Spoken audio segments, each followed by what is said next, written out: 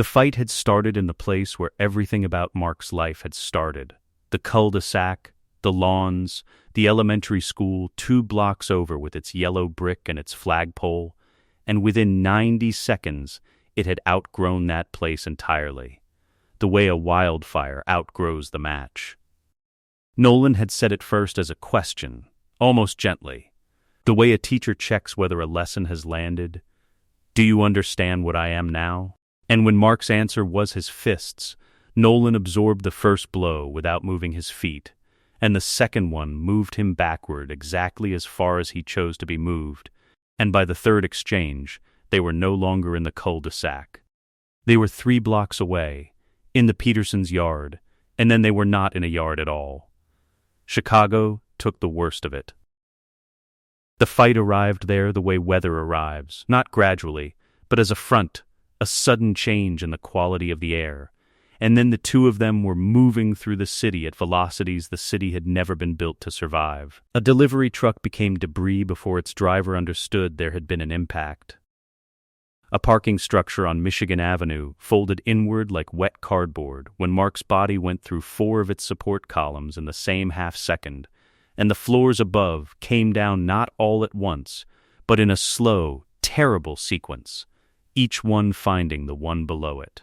The L tracks above Wabash sheared at a joint and hung at an angle that violated everything they had been engineered to do. Glass came down for blocks, not in the dramatic sheets of film glass, but in the specific, continuous, granular way that 100,000 windows failing within 90 seconds actually sounds. A sound like rain that did not stop. Nolan killed a man here. Mark had pulled the man, a transit worker, mid-30s, a name on a badge that Mark would remember without ever choosing to, out of the path of a falling girder, set him down on a relatively clear stretch of sidewalk, told him to run. Nolan landed beside the man a half-second later and ended him with the casual economy of someone closing a door behind him. "Did that hurt?" Nolan asked, watching Mark's face. "More than it hurt him?" "He had 50 years left," Mark said. His voice did not sound like his voice. "Maybe more." And those years would have been a life," Mark said. "A whole one. That's what a life is. That's what you think a life is," Nolan said, and threw his son across the sky. Mark went into the city again, into the heart of it this time, into a tower whose name Mark had known since childhood, the one his mother pointed out from the highway, and the tower did not fall so much as it disassembled, floor by floor, the way a thing comes apart when its core has been removed before the rest of it has had time to notice. That should have been the end of it, by any measure that applied to anything else on Earth. It was not the end. Mark climbed out of the wreckage with his ribs grinding against each other in a way that should not have been survivable, and what kept him moving was not strategy, and was not hope. It was the specific, narrow refusal that had defined every day of his life so far, the refusal to let this be the shape of the world if there was anything, he could still do about it. Nolan watched him climb out, and then, for the first time since the fight had started, Nolan's face changed, not softening, but narrowing, the look of a man recalibrating a measurement he had thought was already final. "You're still trying," he said. There was something almost like surprise in it. "Always," Mark said, and came at him again. Nolan ended that exchange by driving Mark up, not across, not through, but straight up, faster than the air could get out of the way, until the city below them became a map, and then a smudge, and then nothing. And the cold up here was the cold of altitude, thin and absolute. And then Nolan turned and drove him back down at an angle that took them both out of the city entirely, west, toward the high ground where the land folded up into ridgelines and old exhausted quarries and forest that had not seen a road in decades. They came down on a mountainside. The impact tore a furrow 40 yards, long before it resolved into the crater, 30 feet deep, 60 feet across, the dark compacted stone at its bottom, smooth where the force had been applied. The way packed earth becomes something closer to glass under sufficient pressure repeated enough times. Pine trees for 100 yards in every direction lay flat, fanned outward from the point of impact like the spokes of a wheel. The air here did not carry the chemical smoke of the city. It carried cold pine and turned earth, and, faintly, from very far below and behind them, the directionless orange glow of Chicago, 40 miles east, still burning. Mark was on his knees at the center of the crater. His left eye was swollen to a seam. The yellow and blue of his suit, Art Rosenbaum's careful work, his mother's surprised delight at the presentation, was shredded along the left side, the fabric split by impacts that had driven him through buildings and through the earth and back out and into more buildings. His ribs. He was aware of his ribs the way you become aware of a mechanism in your body that you normally don't think about at all. Each breath was a discrete event, a small, sharp negotiation between his lungs and the damaged structure surrounding them. Not broken, Viltrumite enough to survive. But the line between not broken and broken was much closer than it had ever been before. His father stood at the rim of the crater above him, not looming, just standing, patient in the way of someone who has already said everything that needed to be said and is waiting for the response. The mountainside was quiet in a way the city had not been. No sirens here, not yet. They were too far out, too far from anything. Somewhere behind them, faintly, wind moved through the standing trees that the fight hadn't reached, and the sound of it was the only sound in the world that hadn't been caused by the two of them. "What will you have?" Nolan said. He had said it before during the fight, versions of it, the argument assembled piece by piece between strikes, which was its own kind of brutality. Now he said it simply, without the architecture of combat around it. A genuine question. After 500 years. After they're all gone. After every person you know and every person they know is in the ground and you're still exactly what you are right now, what will you have left, Mark? Mark's working eye was on the floor of the crater. The compacted earth. There was a scorched pine root at the edge of it, snapped clean, the pale wood inside it bright against the black ground around it. He stared at it. He reached for the memory. He knew, in some structural way, that the memory was supposed to be there. His father, a backyard, a baseball. The specific warmth of an afternoon that had been nothing more than an afternoon, and therefore everything. The thing to hold on to. The thing to hold up. He reached. His mind went there. To the backyard, to the grass, to the ball in his father's hand. And the image was there. Intact, available, his father's face younger than he understood it to be, his arm back, the arc of the throw, it was all there. It was not meaningful.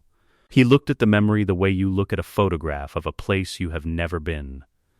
Accurate, inert, he felt it the way he felt the names of the months, correctly, without significance. He looked away from it. His eye moved from the broken root to the rim of the crater, and then past it, to the east, where the orange smear of Chicago sat low against the dark. 40 miles of distance reducing 3 burning city blocks to something the size of a coal in a grate. He thought about the people there. He had always known they were fragile in the abstract. He had been told this, by his father, over and over, and had rejected it each time with the same human-shaped refusal. But he was looking at the evidence of it now from a crater 40 miles away. Evidence visible even at this distance. A city, broken open, its hurt legible from orbital scale. Not cruel, just factual. The way the broken root was factual. He looked at his father.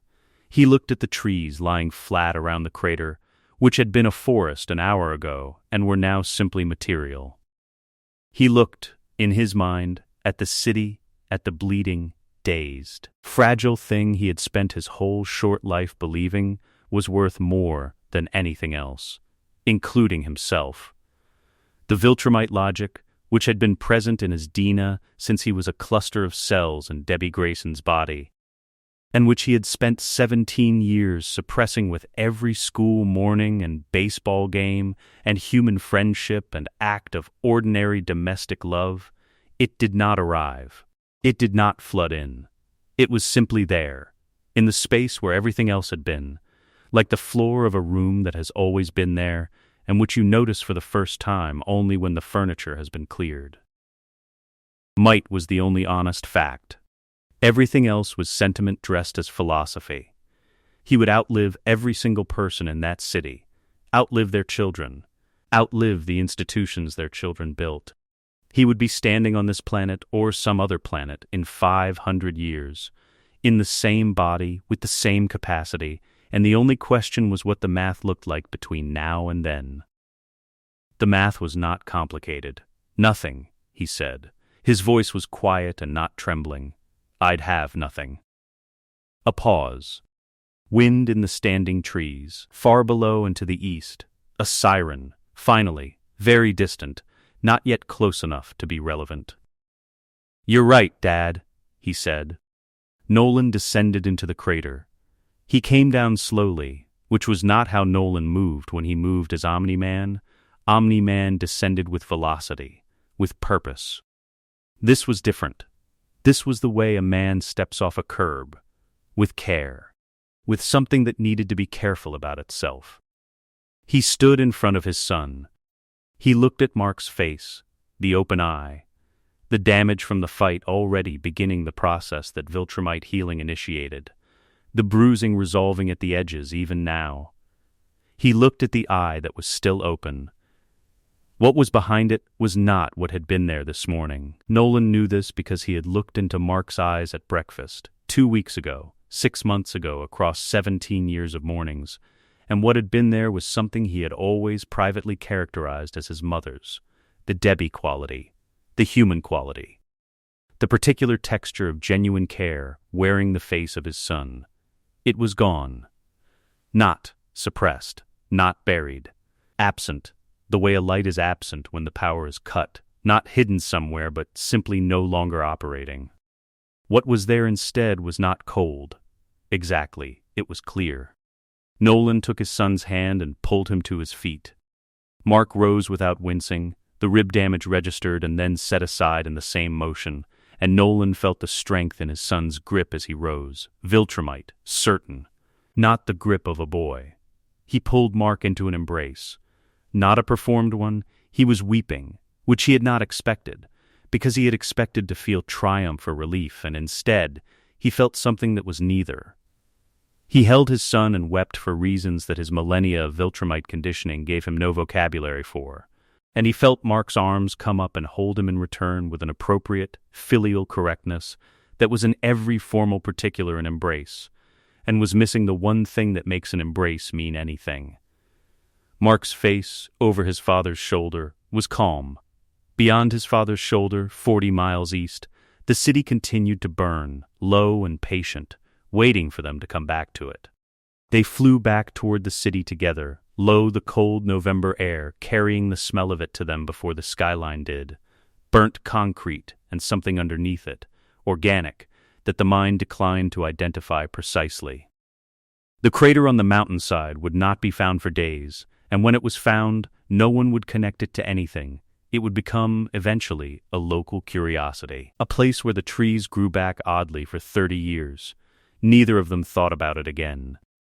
Chicago, from above, was 4 fires and a chemical smoke plume drifting east over the lake and the specific broken geometry of 3 city blocks that would not be rebuilt.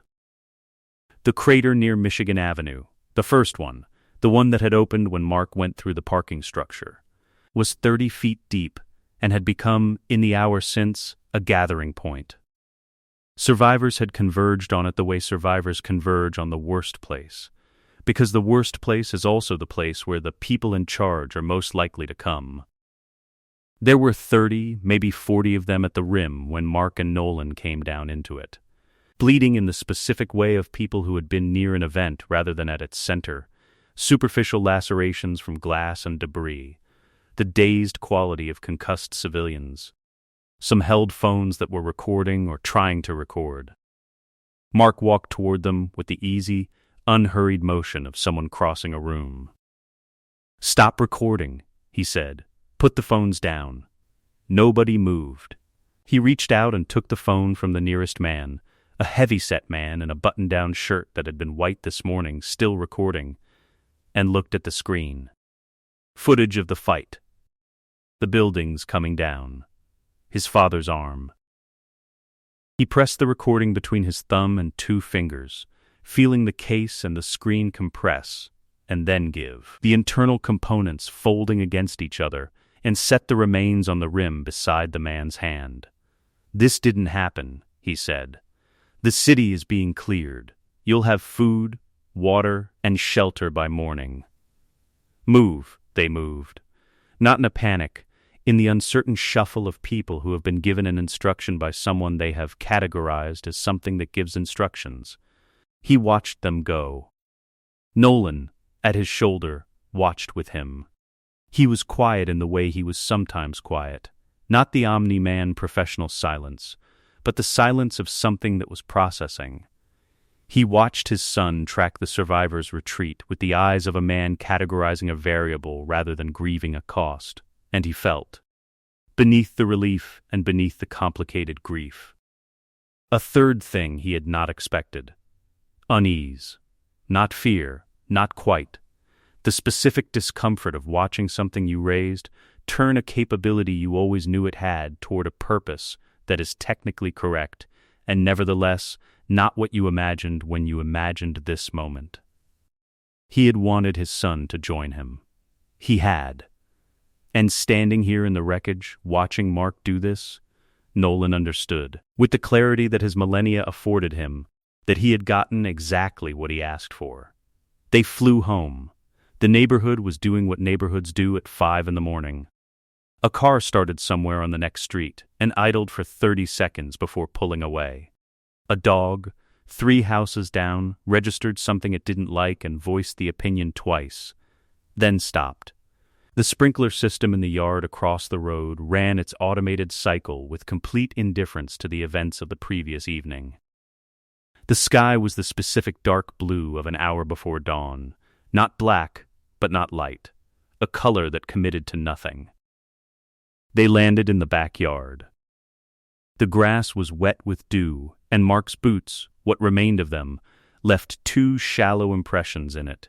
Nolan produced his key from wherever Omni-Man kept things in the white suit, in the pockets that the costume's design incorporated with a practicality that Mark had never thought to question. He unlocked the back door. He opened it. He stepped inside with the ease of a man returning from a business trip that had run somewhat longer than expected. The refrigerator was humming.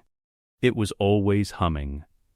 Mark had grown up with that specific frequency, the background note of the kitchen at every hour he had ever been awake in it. He stood in the kitchen, and the kitchen was the kitchen. The same chairs, the same table with the ring from a coffee mug on the far left corner that his mother had never fully removed. The same calendar on the wall with the month's appointments in her handwriting. Nothing in the room knew anything had changed. The room was simply the room. Nolan filled a glass of water at the sink. He did not drink it. He set it on the counter and looked at it. Debbie came downstairs at 5:23. She had not slept. This was visible in the quality of her movement, not the loose, disoriented emergence of someone woken from rest, but the careful, deliberate descent of someone who had spent hours in the dark upstairs deciding how to enter this kitchen. She was wearing the blue robe she wore on weekend mornings. She had taken the time to put it on, which was itself a decision. A refusal to come downstairs and whatever she'd been sitting up in, a performance of normality directed at herself as much as anyone. She saw Nolan first. Then Mark. She crossed the kitchen to Mark the way she had crossed rooms toward him for 17 years, without hesitation, without announcing it, the reflex of a mother's body that had been moving toward her son since before he could walk. She reached for his face, both hands, the way she'd checked his forehead for fever when he was small, and she stopped when she saw his expression. She had known this face for 17 years. She had watched it sleep and cry and laugh and go through every ordinary human permutation that a face moves through across a childhood and into adolescence. She knew the face. She did not recognize what was operating behind it. Her hands were still raised. She did not complete the gesture. "Mark," she said. "Are you—" "I'm fine," he said. Not unkindly, not warmly. In the register of someone answering a question that has been correctly categorized as irrelevant to the current situation. Her hands came down. She turned to Nolan, and she found in herself, from somewhere she hadn't known she still had reserves, the composure to begin. She asked him what happened. She asked him in the specific way of a woman who has been awake for hours constructing the question, controlled, precise, every word chosen. Underneath the precision was everything. The fury and the terror and the grief of a woman who has just discovered that the person she built her adult life around was a construction, was never what she believed, and who has had hours alone in the dark to sit with that. Nolan looked at her with a face that had the specific quality of a man standing on the wrong side of a door he himself had built, understanding for the first time the structural implications of his own architecture. He started to respond. Mark said, "He's Viltrumite. You knew him as something else. He was here on an assignment." The assignment changed. This is the real situation now. Debbie looked at her son. He was looking at her the way you look at a variable you have accounted for. Patient, accurate, without the softness she had always been able to find in him even when he was frustrated, even when he was being a teenager and difficult. There had always been, underneath everything, the fundamental warmth of someone who loved her. She was looking at her son's face, and she was looking for it, and she could not find it. "We're not leaving," Mark continued, "and you're not going to anyone with this. That's not a threat, it's just a fact about what's happening." He said it the way you tell someone the train doesn't run on Sundays. Informative, not interested in argument. The refrigerator hummed. "Who are you?" she asked. Quietly, addressed to Mark, not Nolan, because Nolan she had already lost tonight. She was still accounting for what she had lost there. The scale of it too large to process standing up. But Mark. Mark was supposed to be what she could still hold. He considered the question with what appeared to be genuine interest, not performed consideration, but the actual engagement of a mind turning the question over. "Then, I'm Mark. I'm your son." That doesn't change. A pause. It just means something different now. He left the kitchen and went upstairs. He came back down in 3 minutes. He was carrying the suit, what was left of it. The yellow and blue, Art Rosenbaum's careful work. The costume that had been designed with her input and presented to Mark with a pride she remembered clearly now, standing in a kitchen at 5 in the morning. He carried it without ceremony, without looking at it. He went through the back door into the yard. The neighbor's sprinkler had completed its cycle. The yard was quiet. The sky was beginning to suggest, at its eastern edge, that light was a possibility it was considering. He stood on the wet grass and tore the suit methodically. Not in anger. He was not angry. He tore it the way you tear up a document you no longer need, in the order that made structural sense, starting at the largest intact section and working through it. The sound of it was the specific sound of reinforced fabric giving under force that found the fabric unremarkable. When the pieces were small enough, he set them in a pile at the base of the yard's oak tree. He struck a match from the utility drawer, which had always had matches in it for the grill, and touched it to the pile. Fire, the low, specific sound of fabric catching, the smell of it, synthetic and final. He stood and watched it burn. His face in the firelight was composed and without grief. And the absence of grief was the worst thing about the image. Not because he should have been performing grief, but because the suit had been a gift and a choice and a statement of identity, and he watched it become ash with the same expression he had given the city an hour ago. Nolan stood in the doorway watching. He had expected, if this moment ever came, something. Release, the symbolic shedding of pretense, experienced as relief, as return. He felt none of that watching his son burn the suit. What he felt was a version of the unease from the crater, more developed now, acquiring vocabulary. He had always imagined that Mark choosing strength would look like Nolan choosing strength. He was understanding now that it did not look like that at all. He went to the basement. The container was where it had always been, sealed, unused, a bet against himself that he had placed in the first years on Earth and never expected to collect. He brought it upstairs and set it on the kitchen table. The uniform was white, with crimson shoulders and forearms, and a diagonal slash of red across the chest. Viltrumite military tailoring, calibrated to Mark's general frame. It fit almost exactly right. Nolan had always been good at that kind of estimation, the spatial intelligence that came from millennia of practical necessity. Mark put it on the way you put on a new shirt. He checked the fit at the shoulders, adjusted the forearms, looked down at his chest. Functional, appropriate, he had no particular reaction to it as a garment. Debbie was in the kitchen doorway. The narrator does not describe her expression in detail. The sound design does the work instead, a small, involuntary sound, not quite a gasp and not quite a sob, but occupying the exact territory between them. The sound of a person encountering the specific image that makes what they already knew become real. She made that sound, and did not make any other. Nolan told her she couldn't leave the house. He said it with the apology of someone for whom apology had become a vocal reflex so thoroughly worn that it no longer carried weight in the direction of the person receiving it. She told him, with a steadiness that cost her something visible, that he did not get to apologize anymore. Mark was already at the front door. He had not turned around for the conversation. He said, without turning, she should eat something. And sleep. There's going to be noise today.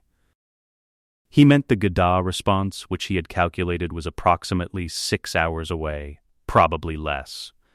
He said it the way you note that it might rain. Accurate. Impersonal. The weather. He opened the door. The sound of flight. A hard, brief displacement of air, a pressure change that registered in the inner ear and was gone. Then the ordinary morning sounds of the neighborhood resumed, indifferent and complete. Debbie and Nolan stood in the kitchen, the container on the table, empty now, the calendar on the wall with her handwriting. The ring on the far left corner of the table from a coffee mug she had never fully removed. The refrigerator hummed. Neither of them spoke. There was nothing that speech was built to carry that applied to the next several minutes. The G'dah's main situation room had 17 screens, and Cecil Stedman had not looked away from any of them for 4 hours. The feeds were organized by priority in the way that G'dah priority worked. Satellite thermal, then satellite optical, then ground-level field cameras where they still functioned, then network news, then social media aggregation running along the bottom in a continuous strip of amateur footage that the public information team was supposed to be managing and was not. Because the public information team had spent the last 4 hours failing to get ahead of a story that had no frame they had built for it. The strip kept running. Cecil kept not addressing it. Chicago was cooling. The thermal showed it clearly, the concentrated heat signatures at the epicenter diminishing as the gas fires were starved and the structural heat from the impacts dissipated into the November air. From above, at the satellite's resolution, 3 city blocks looked like something had reached down and pressed its hand flat against the city. Not an explosion. The pattern was wrong for an explosion. Something sustained. Something that had moved. A second pattern, smaller and more recent, sat 40 miles west.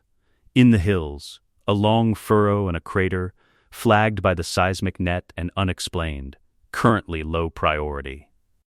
Cecil had watched the fight through the feed. He had watched all of it, through both locations. He had watched the moment. He had replayed it 11 times, the crater in the hills, the two figures, the conversation he could not hear because there was no audio coverage that far out, and the wind had been wrong for the long-range microphones, and then Mark, rising to his feet, and the two of them flying back east together, low, toward the city, with a quality of formation that Cecil Stedman, who had spent his career reading people, read immediately and correctly. His aide put a damage assessment on the desk in front of him. Cecil did not pick it up. "How many?" he said. "Confirmed fatalities currently at 312. Expected to rise. Thousands displaced. The gas infrastructure in 3 districts is compromised." Cecil nodded. He did not react further. He had made his peace with what the number was going to be sometime around hour 2, when it became clear what the fight had consisted of. Cover story? Gas explosion combined with seismic activity. "We have the USGs issuing a statement. It won't hold the casualty count," Cecil said. "Nobody's going to ask whether Omni-Man exists. Everyone already knows he exists, after what he did to the Immortal on live television. What they're going to ask is why 300 people are dead in a gas explosion that conveniently happened the same hour Omni-Man was seen fighting his son over the same neighborhood. We don't need to hide him. We need to buy time before that arithmetic gets done in public. 72 hours, maybe," his aide said. "We don't need 72 hours, Cecil said. "We need 36. He picked up the damage assessment. He read it the way he read everything, completely, once, with the particular efficiency of a man who had spent decades processing catastrophic information without the option of processing it slowly. He set it down. "Get me Sinclair. Get me the Immortal's status. Get me a full operational readiness assessment on every asset we have, and I want honest numbers, not what we hope the numbers are. What they are." His aide left. Cecil turned back to the screens. He had contingency protocols for Omni-Man going rogue. He had built them carefully, quietly, over years of accumulating suspicion that he had never been able to fully articulate to anyone above him, because the someone above him for matters of this scale was effectively no one. The protocols were good. They were as good as his most paranoid, most resourceful late-night thinking had been able to produce. The protocols were designed for Omni-Man alone. Cecil pulled up the calculation on his secondary terminal. The variables were not complicated. The answer they produced was. He ran it 3 times because the first 2 results seemed incorrect, and they weren't. There was no combination of currently available assets that resolved favorably against 2 Viltrumites operating in coordination. This was not pessimism, it was arithmetic. He sat with the arithmetic for a moment. Then he picked up his phone. "Activate everything," he said. D.A.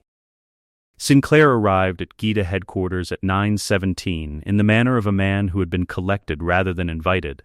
His hair had the quality of someone who had been pulled from a controlled environment on short notice, which he had been. And his expression had the quality of someone who was aware that the terms of his arrangement with the Gita were about to be called upon in ways that the arrangement's original framing had not specified. He was precise. Cecil gave him that. Whatever else Sinclair was, and there was a long list of what else Sinclair was, he was precise. "Reaniman deployment capacity," Cecil said, without preamble, before Sinclair had fully settled into the chair across from him. Current, honest Sinclair set down his coffee. 48 fully functional units in 6 hours. Another 16 by hour 12. I can push for 64 by end of day if you authorize the acceleration protocol. But the acceleration protocol carries a 12% failure rate on the additional units. Define failure. Uncontrolled behavior. They engage indiscriminately. Against 2 Viltrumites, indiscriminate engagement is acceptable collateral, Cecil said. Authorize the acceleration protocol. Sinclair looked at him. He had spent enough time around Cecil Stedman to recognize when the man had already made decisions and was simply collecting confirmations. "You know they won't do anything to either of them." "I know," Cecil said. "They'll be destroyed inside of—" "I know," Cecil said again, with a patience that was entirely functional. "They don't need to win. They need to be annoying. Can they do that?" Sinclair allowed himself the dark, private humor of a man whose life's work was being described as an annoyance generator.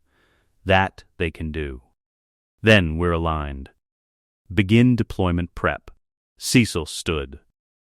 "And Sinclair, the units we've recovered from previous engagements, the ones with the modified grapple architecture, the third-generation series. Yes, prioritize those. I want the ones designed to hold." Sinclair took his coffee and left. Cecil turned to his senior tactical officer, who had been standing at the edge of the room with the expression of someone waiting for a natural entry point into a conversation that had not provided one. "The hammer," Cecil said. "The platform took damage during the Chicago engagement, sir. The laser array is gone." Omni-Man's first pass through the structure clipped the emitter housing. What survived is the kinetic deorbit module. We never fielded it as a primary weapon, but the targeting computer and the deorbit rods are intact. 2 of them. Run the numbers against Viltrumite's cellular density, what we know from the Omni-Man profile. The officer chose his words with care. Significant impact. Comparable to, in human terms, a serious automobile accident. Not incapacitating. Not fatal. It will hurt, and it will briefly disorient. How briefly? Our best estimate is 3 to 5 seconds of meaningful disorientation, possibly up to 8. Cecil absorbed this. 3 to 5 seconds was nothing. 3 to 5 seconds was also more than 0, which was what every other weapon on the planet could claim to produce. "Fire on my authorization. I want targeting solutions on both of them the moment we have clean lock." He paused. "The younger one is the priority target. The older one we have years of data on. The younger one we don't." He did not say, "The younger one worries me more." He did not say, "I watched him manage those survivors in that crater, and I know what I saw in that look." He did not say these things because saying them did not advance the operational picture. He said, "The immortal's status. Reconstitution is at 73%. He is ambulatory, functional, not at full strength. Deploy him anyway." Cecil looked at his aide. "He can't die. That's the only qualification that matters today." "And the Hail Mary?" Cecil had been waiting for this item. He had been avoiding it, which was not a thing Cecil Stedman allowed himself often, and recognizing the avoidance now, he moved past it. "She's still under sedation from the last engagement. Bring her up. Begin transport to deployment position. Pre-stage handlers. Do not release without my explicit order." He looked around the room at the assembled staff, the analysts, the communications officers, the tactical coordinators who had been running their systems since before he arrived. "We have 36 hours before this is too visible to manage. Everything we're going to do, we do in the next 12. He returned to the screens. Chicago, cooling, the Grayson house, now under satellite surveillance. He had that feed on the secondary monitor, the quiet suburban street, the ordinary house. One of the junior analysts said, carefully, "Director, the asset designation for the younger Grayson. Should we be classifying him as a secondary target or a primary?" Cecil looked at the house on the secondary monitor. He thought about the crater in the hills. He thought about the footage he had watched 11 times. "Primary," he said. The room processed this without comment, in the professional way of people who understood that processing without comment was itself a form of comment. The deployment began. At the Grayson house, Nolan stood in the kitchen with a cold glass of water on the counter beside him that he still had not drunk. Through the window, the morning was fully arrived now, the committed light of a November day, gray and specific, the light of a sky that had decided on clouds. Mark came in from outside. He had been standing in the backyard for 10 minutes, oriented northeast, his head slightly tilted, the posture of someone listening to a frequency outside the normal human range. "They're coming," he said. Nolan looked at him. "Yes, how many do you think?" "Everything they have," Nolan said. Mark processed this with the brief internal efficiency that had replaced his previous way of processing things. The long adolescent considerations, the emotional texture of decision-making. He tilted his head the other direction, parsing the signatures of approach his hearing was providing him. Aircraft, multiple, staging at distance. Ground movement, something larger, slower, biological in its movement pattern. "Good," he said. Upstairs, a floorboard shifted. Debbie, still in the blue robe, moving to the window of the bedroom to look at a neighborhood that looked exactly as it always had, and which was, in every meaningful way, already gone. The aircraft sounds grew.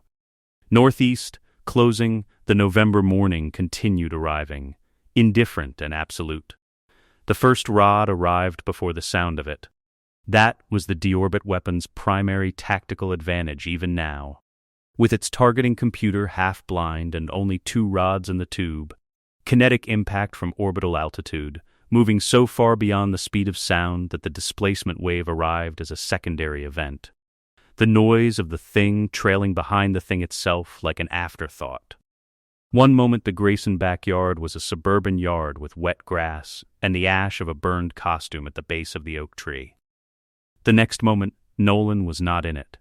The impact drove him backward through the house, through the back wall, through the kitchen where the water glass was still on the counter, through the interior wall into the living room, through that wall into the front room, and out through the front of the house into the yard in a debris cloud of drywall and insulation, and the specific domestic wreckage of a family's accumulated ordinary objects.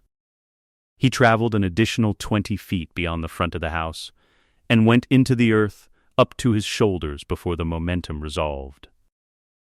The house, which had stood for 23 years and contained everything Debbie Grayson had assembled of a life, was structurally finished. Nolan hung in the earth of the front yard, stunned, not injured in any lasting way. The rod had hit him squarely, and it had hit him hard, and it had been the most significant physical impact he had experienced in several years. And it had purchased the Gita approximately 4 seconds of meaningful disorientation, which was more than the tactical officer had estimated, and less than Cecil had needed. Mark had not been hit. He had been in the front yard when his hearing registered the displacement wave from the rod's descent. A fraction of a second, enough, and he was airborne before the impact resolved, moving up and east. Watching the debris cloud from the house expand below him with the expression of someone who has observed a predicted event and confirmed it. He looked at the northeast.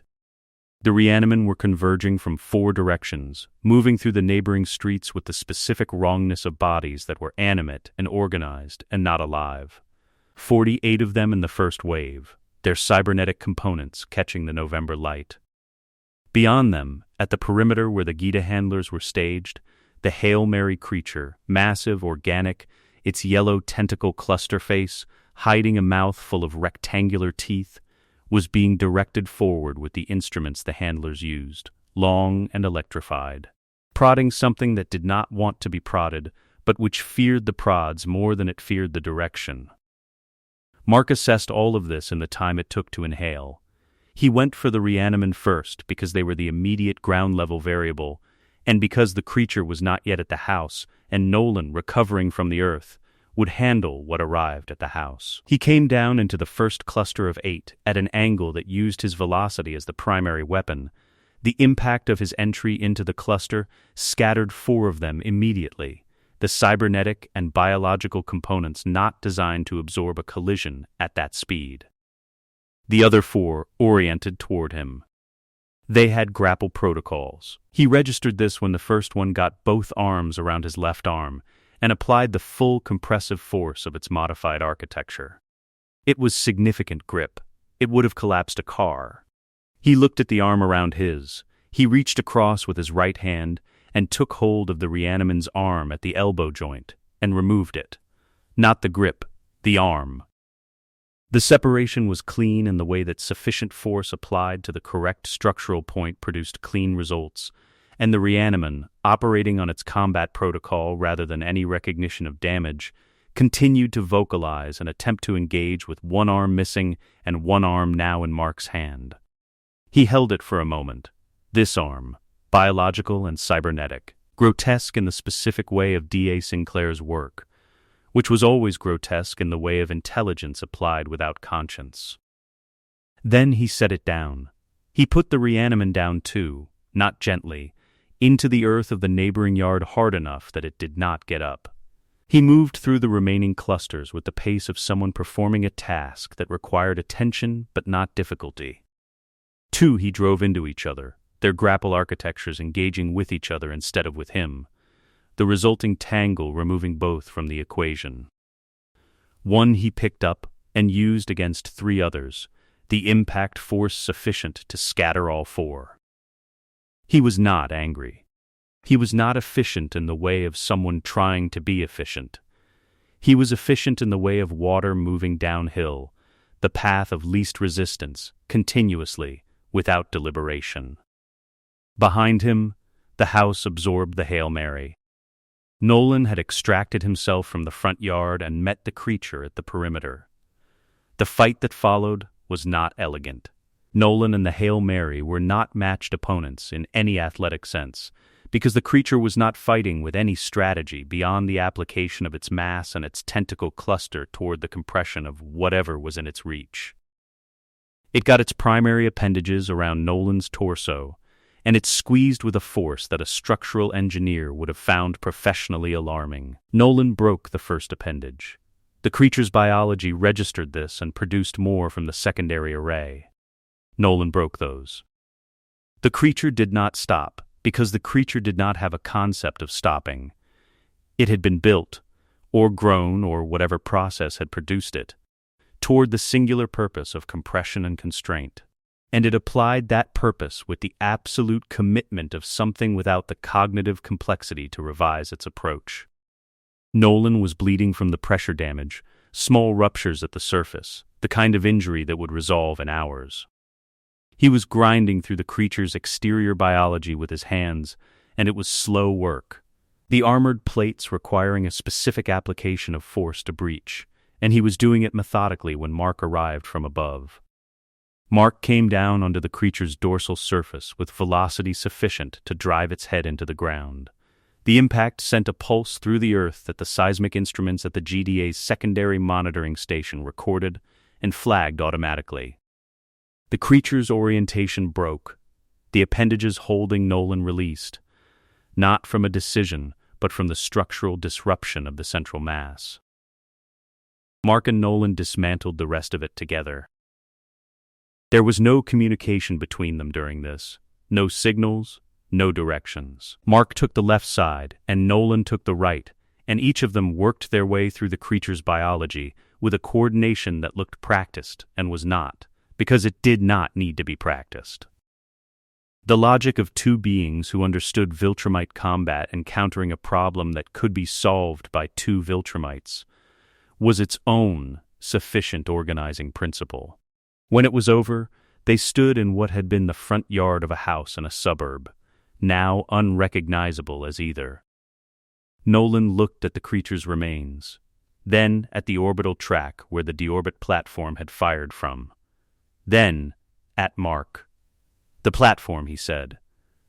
Mark was already ascending. He went to orbital altitude in the time that a commercial flight covers, 30 miles, and found the platform by the thermal signature of its recently fired deorbit tube and the optical signature of a satellite that had not been designed to be found by someone looking for it from below rather than above.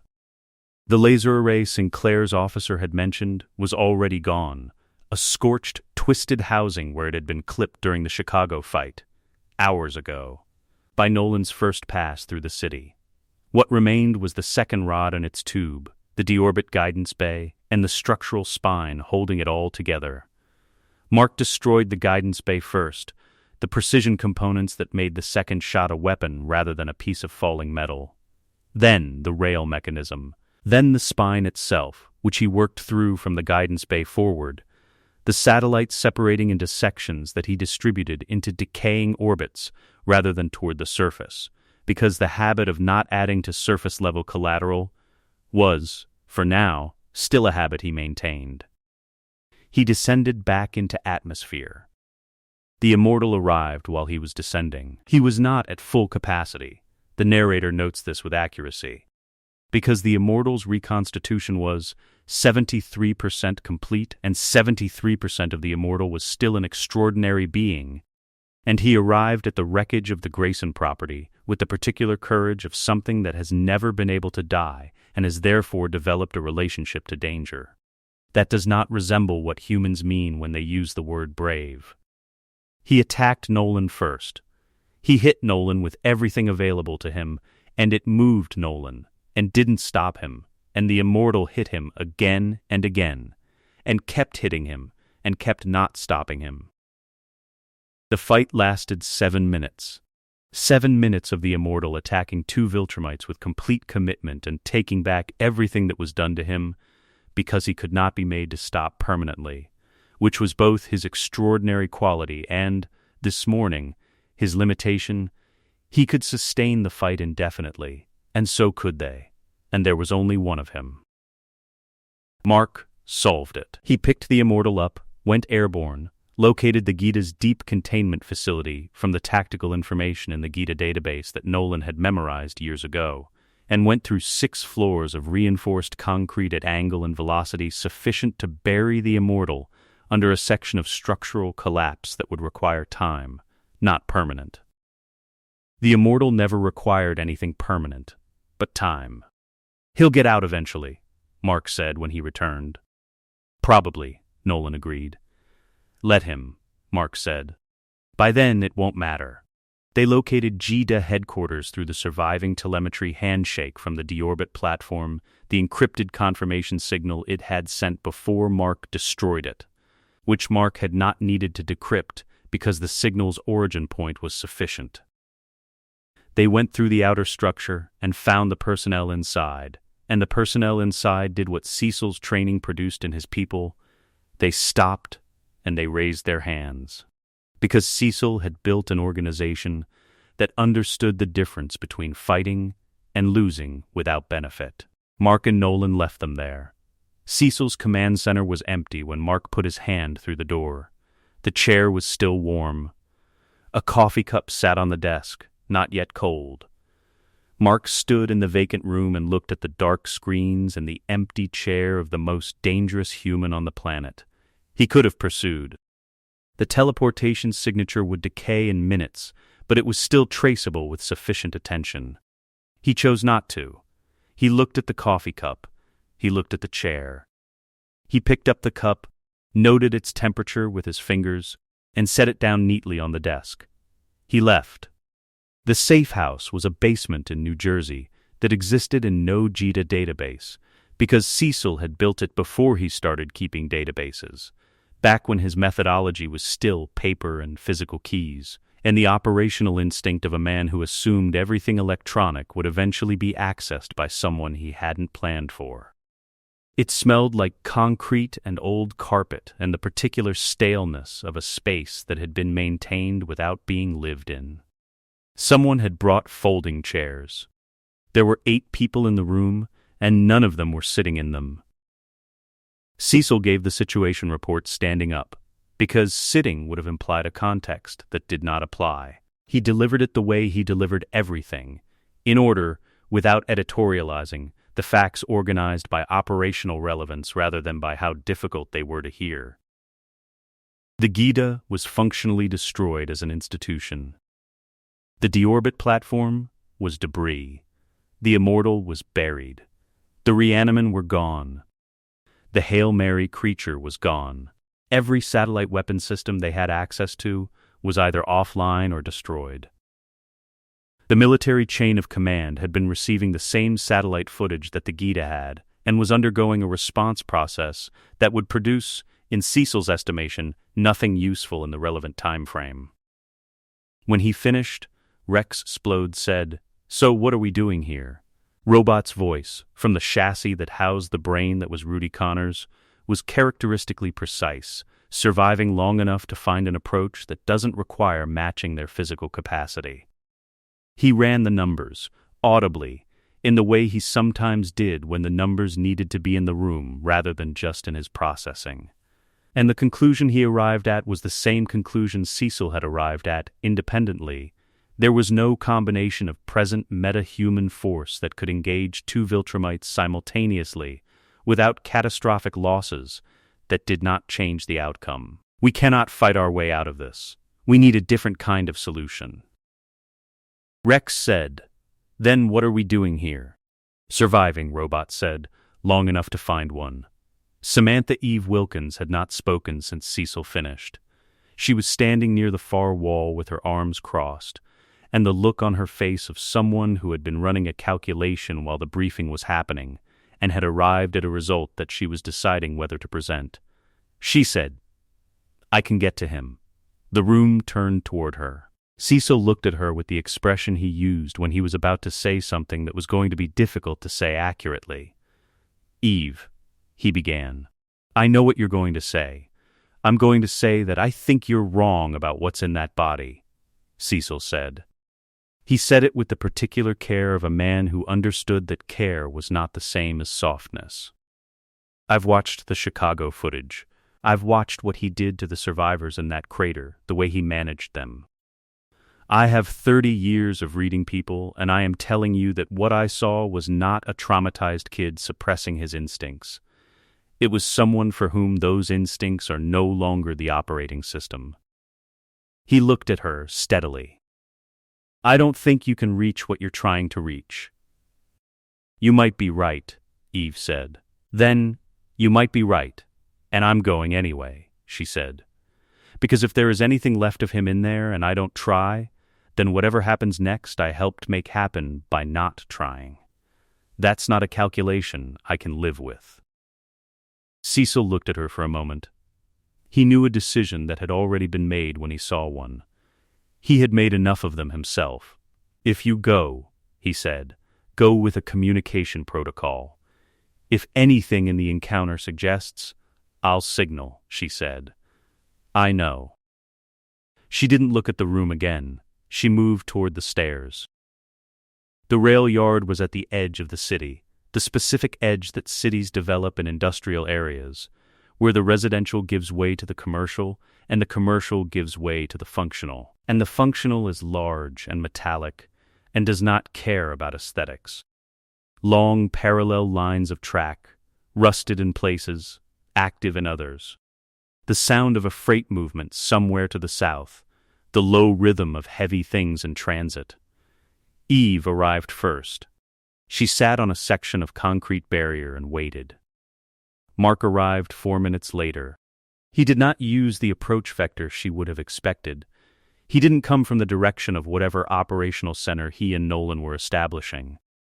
He came from directly above, descending vertically, which meant he had been at altitude, which meant he had already known where she was before he came down.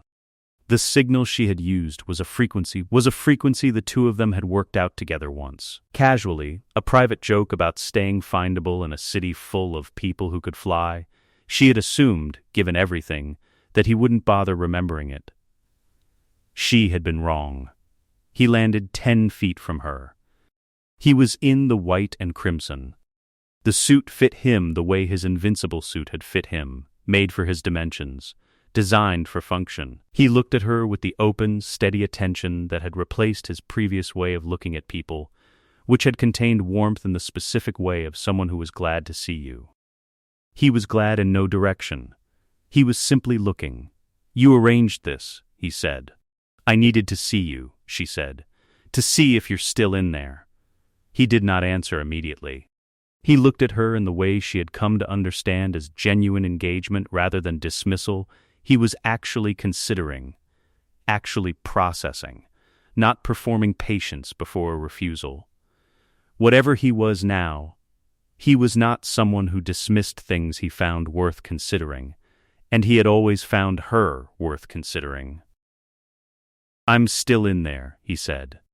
In there is just not what I thought it was. She stood. She had prepared for this. She had been preparing for this in the basement and on the drive here and sitting on the concrete barrier, assembling the argument in the order that made the most structural sense, putting each piece in the position where it was strongest. She made the case. She was brilliant and she was thorough, and she made no mistakes in the construction of it, the relationships he had built, the person she had known, what those things meant, what they demonstrated about who he was, and therefore who he continued to be, regardless of what Chicago had done. He listened. He did not interrupt her. He did not look away. When she finished, he was quiet for a moment. "Everything you're saying is true from inside the frame you're in," he said. "You care about people because you're one of them and you'll die with them. That makes the frame feel absolute. I understand that. I had that frame."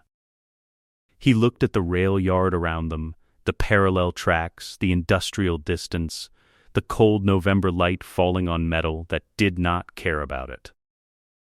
"I'm not in it anymore. The frame is different, and everything inside it looks different. You grew up here," she said. "You grew up human." "I grew up," he said, acting like I was. "There's a difference." She had known this response was possible. She had built the next section of the argument for exactly this response. She made it. The relationships were not performance. The love was not performance. The person who had chosen to be a hero when he could have been anything was not performing a frame. He was demonstrating one. "You do not perform 17 years. He listened to this too. "Then I know," he said. And the way he said it was the worst thing. Because it was not a dismissal. It contained genuine recognition. He had heard her, processed her, and arrived somewhere she could not follow. "I know it was real. That's exactly what I'm telling you. It was real, and I was also not what I thought I was. And both of those things are true, and the second one turned out to be the larger fact." She pushed against him.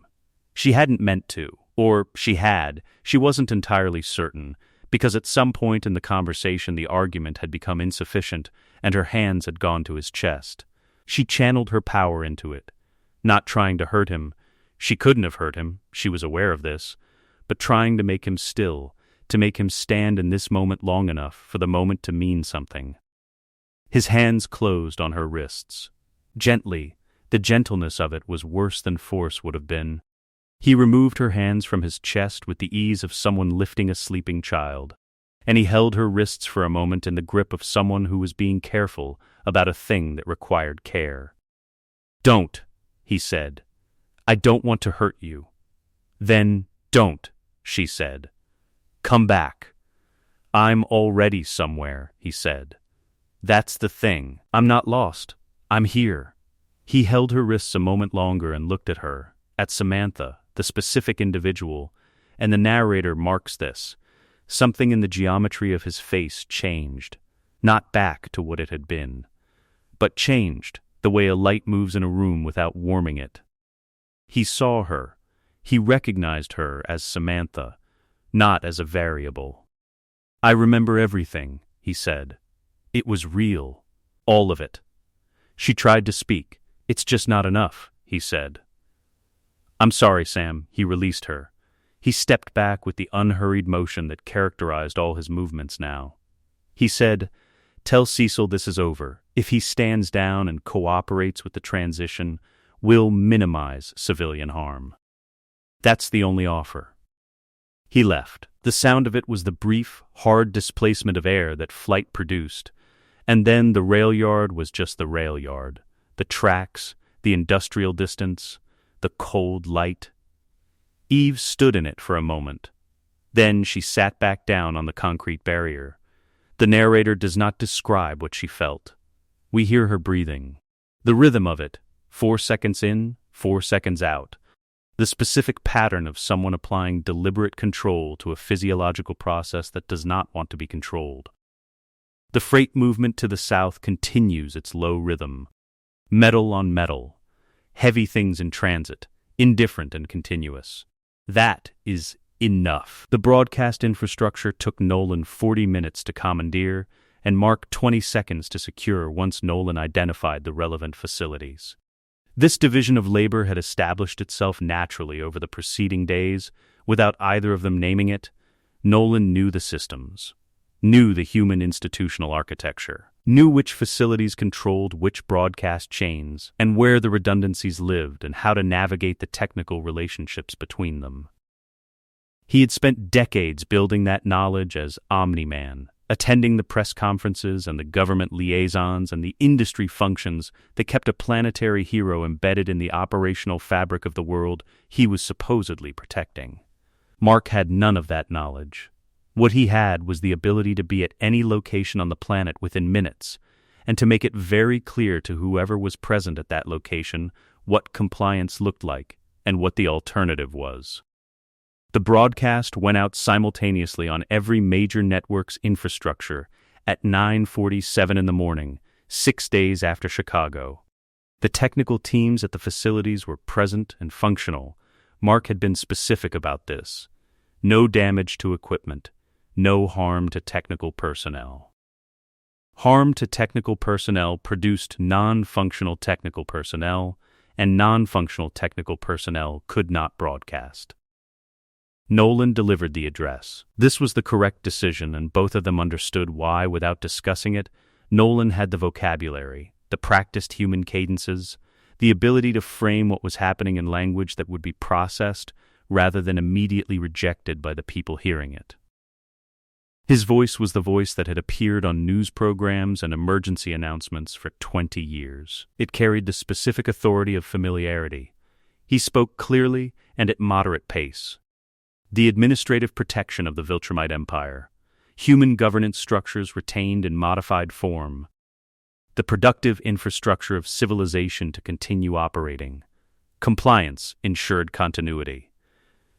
The alternative was individual. Behind him, visible in the frame, Mark stood in white and crimson and said nothing. He did not need to say anything. He was the evidence.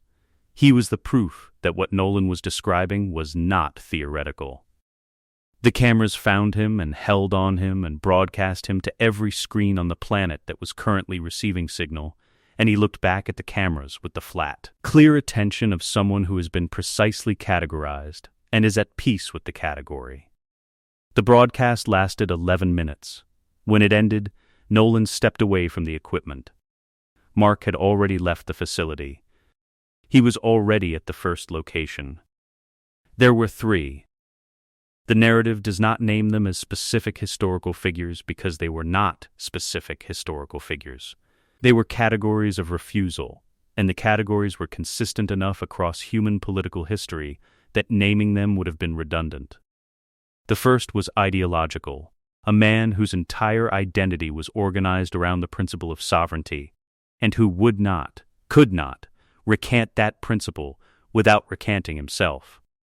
The second was miscalculating, a pragmatist who had spent his career correctly reading which way power was moving, and had, for the first time, misread the magnitude of the shift.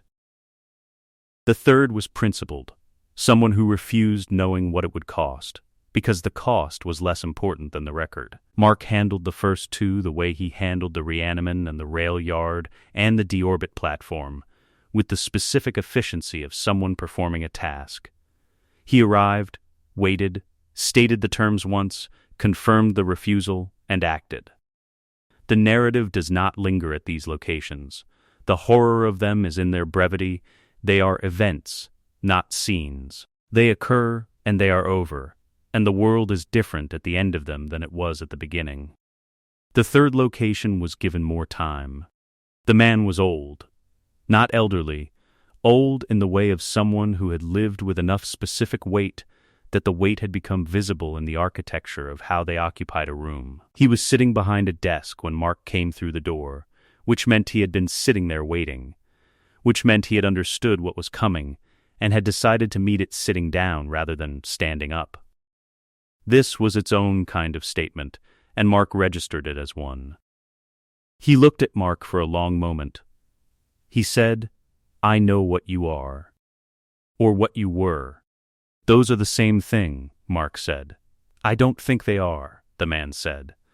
I think there's a difference between what something is and what it has become.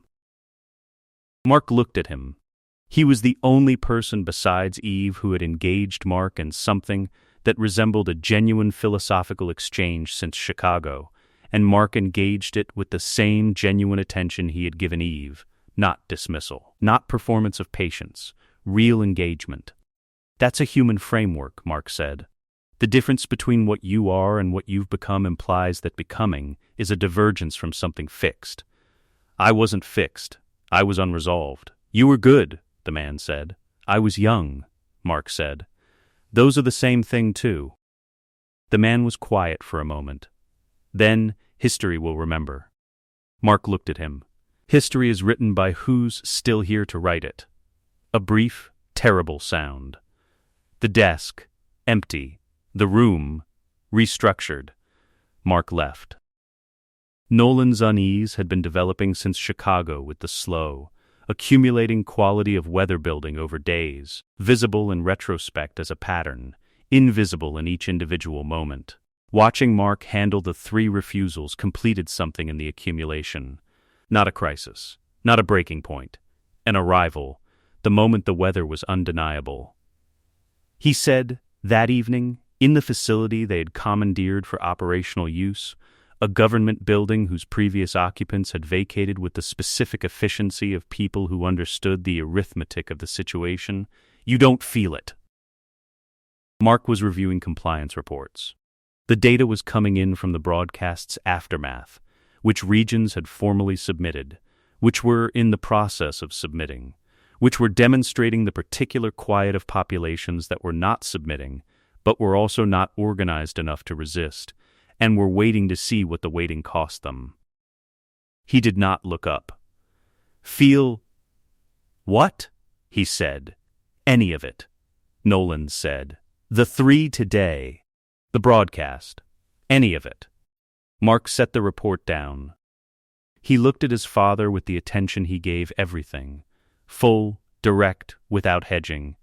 I feel everything, he said. I just don't let it change the math. Nolan looked at him for a moment. I always did, he said. Not as an accusation. As an admission.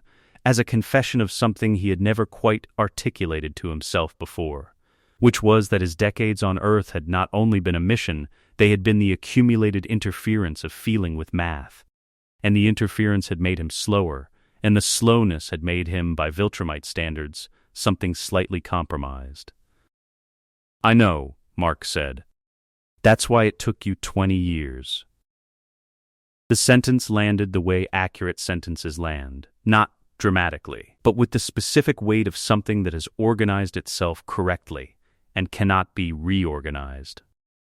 Nolan heard in it the implication that his own version of the Viltrumite logic was a less pure expression than his son's, and he found that he could not argue with the implication, and he found that not being able to argue with it was more uncomfortable than being wrong would have been. He said nothing further.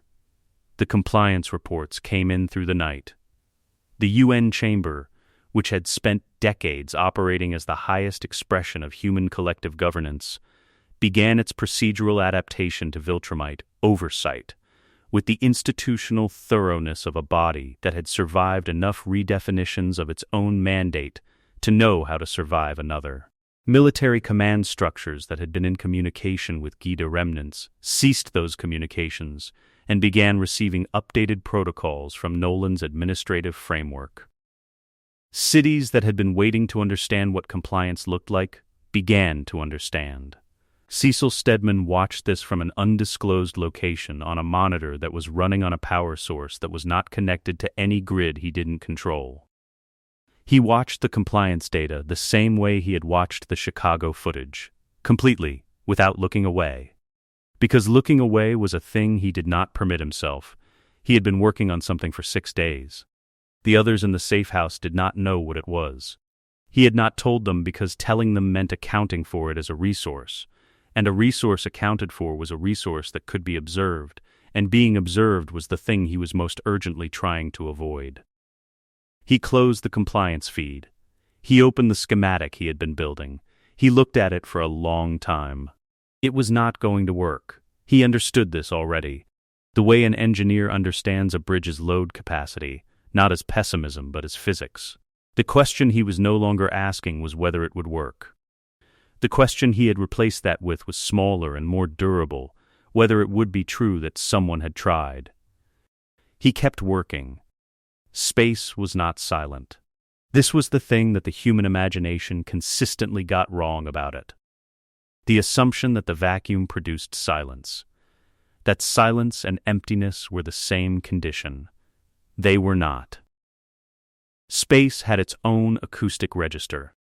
The electromagnetic background radiation of a universe that had been running for longer than any civilization had existed to observe it. The solar wind producing frequencies below human hearing, but not below Viltrumite.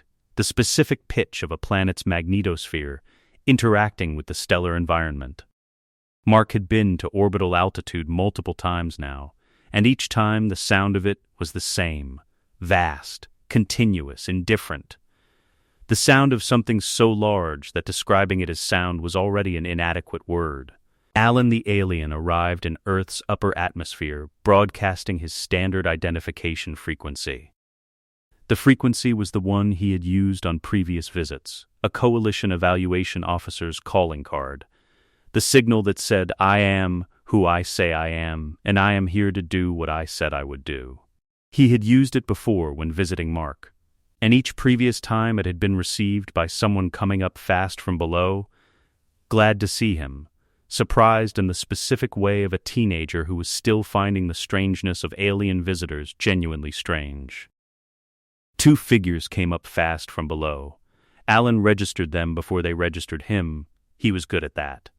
At reading the approach vector and the formation of moving bodies in space, a skill the coalition had engineered into his people, along with the durability and the strength and the specific resilience that made him useful for the work he did. Two figures, ascending at velocity, moving in formation.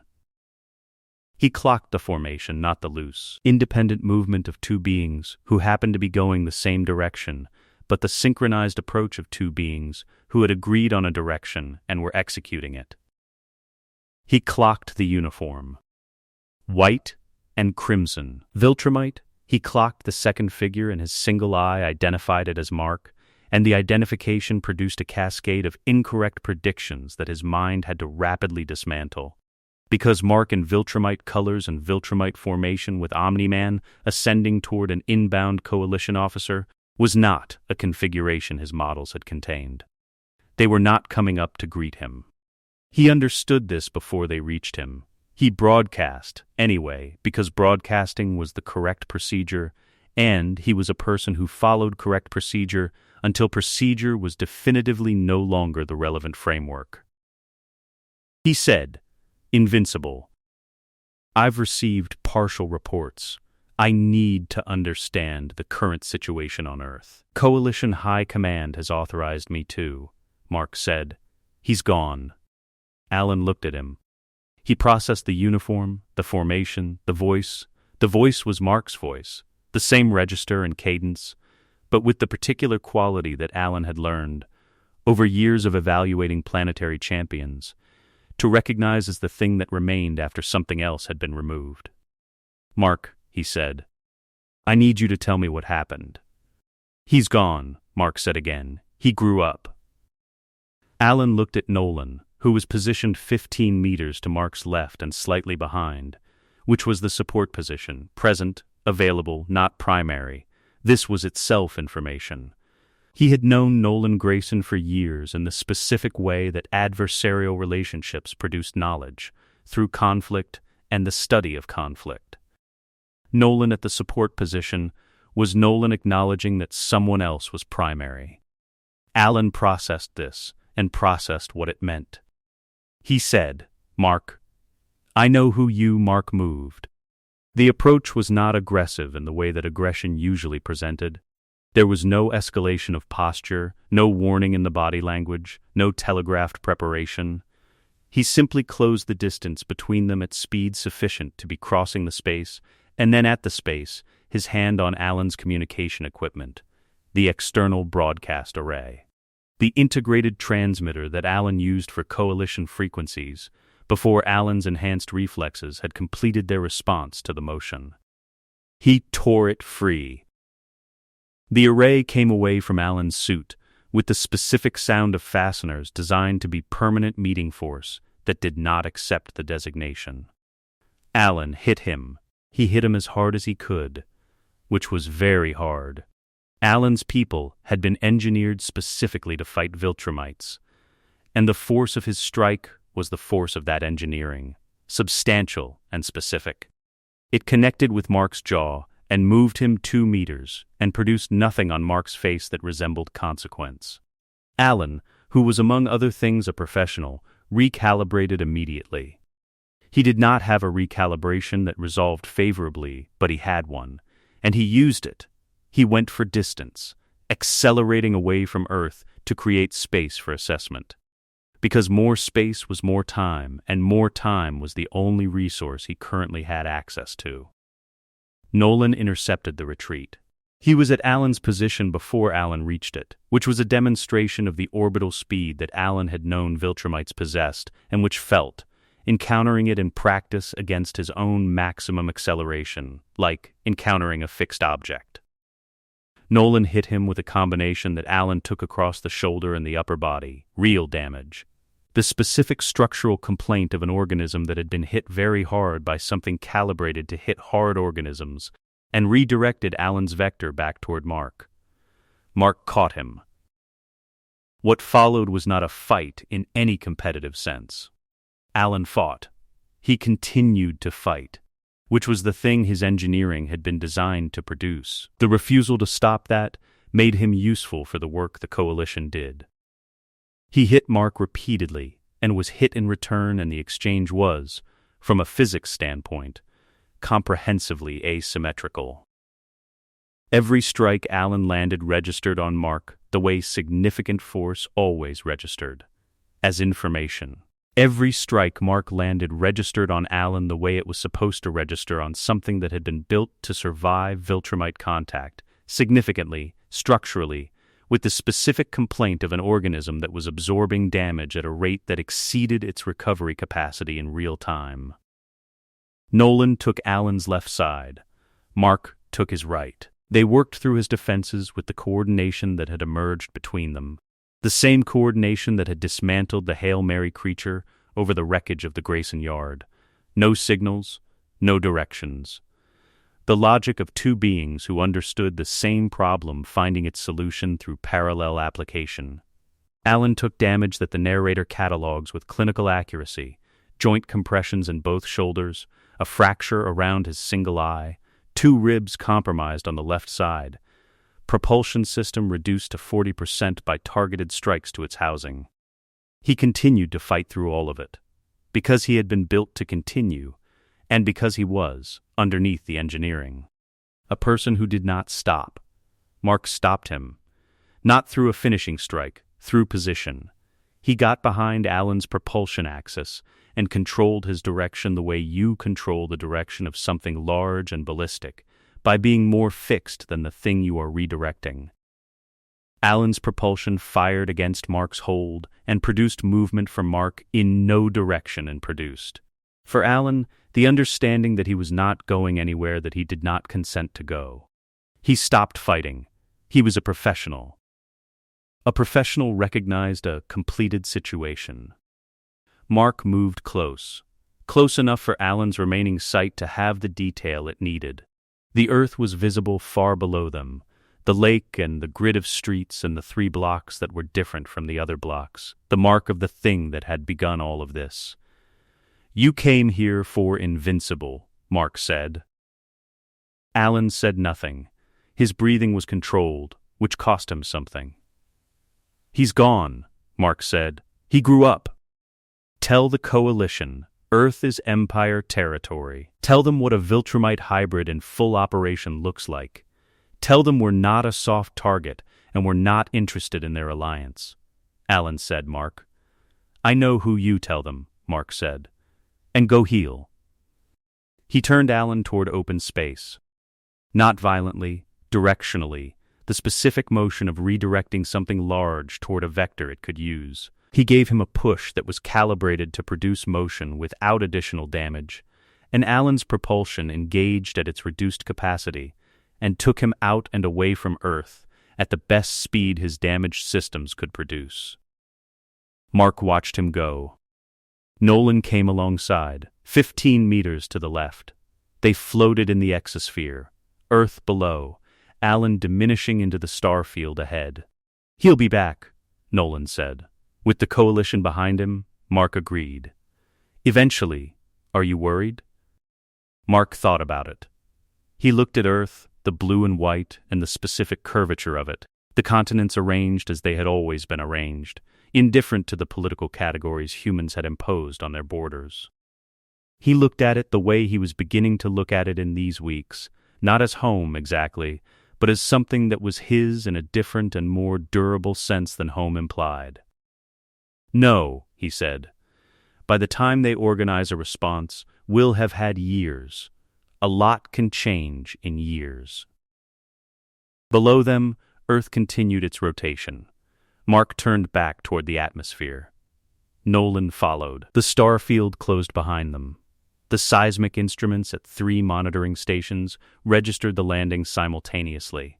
Not an earthquake. The signature was wrong for geological movement. Too brief, too localized. The specific compression of an object decelerating from extreme velocity into a fixed point. The instruments flagged it, and the flag went nowhere, because the monitoring stations were now operating under protocols that routed anomalous data to Nolan's administrative network rather than any prior government body, and Nolan's administrative network had been expecting this particular anomaly for several days. Conquest landed in the plaza of the administrative complex at 11:14 in the morning and stood there. He did not announce himself. He did not look around with the tourist's inventory of a new environment. He stood in the center of the plaza with the absolute stillness of something that had been very powerful for a very long time and had learned that stillness communicated more than motion in most contexts. His white hair moved slightly in the November wind. The scar tissue ran diagonally across his face, from the temple down across the empty socket where an eye had been, old and permanent, the landscape of a body that had accumulated its history in physical form and never fully shed it.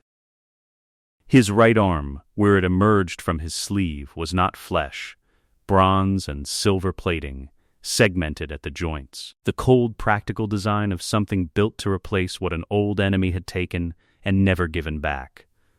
He was enormous. Not in the approximate way that large humans were large, but in the categorical way, the way that something built differently than you were built is large. The difference between scale and category. He stood in the plaza, and he waited. Mark and Nolan were there in 90 seconds. The response time registered on Conquest's face as a micro-expression of approval that lasted less than a second and was not repeated. He looked at Nolan first. The look between them carried the specific weight of 2 Viltrumites who had known each other for a significant portion of a very long time. Mutual respect that was not warmth. Competitive assessment that was not hostility. The complex register of a relationship that had existed across centuries of shared institutional context. Then he looked at Mark. He looked at Mark the way you look at a weapon someone has described to you extensively, checking the described specifications against the physical reality, running the assessment with the experience of someone who had assessed many weapons and knew the difference between what something was claimed to be and what it was. "The half-breed," he said, not an insult, a designation. The way you name a category for the purpose of organizing information. "Mark Grayson," Mark said. "The Empire's enforcer on Earth." "Self-designated title," Conquest said. "Demonstrated title," Mark said. "I'm open to a different one once someone earns the right to give me one."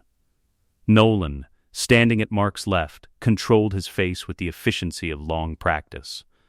The line was either precisely correct or catastrophically wrong, and the line between them in an exchange with Conquest was thin in the specific way of lines that had ended Viltrumite careers. Conquest looked at Mark for a long moment. Then a sound emerged from him, not laughter exactly, but the raw material from which laughter was constructed, the physiological precursor. Something he had not produced in what appeared to be some time.